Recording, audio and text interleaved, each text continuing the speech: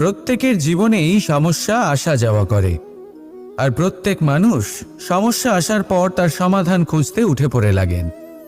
কিন্তু যখনই সমস্যার সমাধান হয়ে যায়, আমরা সুপ্রসন্ন হয়ে যাই এবং অসাবধানও হয়ে যাই। আমাদের মনে হয় যে আমরা সম্পূর্ণরূপে সমস্যার অন্ত করেছি, কিন্তু কোথাও না কোথাও একটা ছোট্ট বীজ রয়েই যায়, আর সেই বীজ আমাদের অসাবধানতার ছত্রছায়ায় বড় হতে থাকে, আর তারপর মহা সংকট হয়ে আবার আমাদের উপর আক্রমণ করে। এই সংকট যে কোনো রূপে আসতে পারে, কোনো শত্রুর রূপেও আসতে পারে, বা কোনো মহামারীর রূপেও আসতে পারে।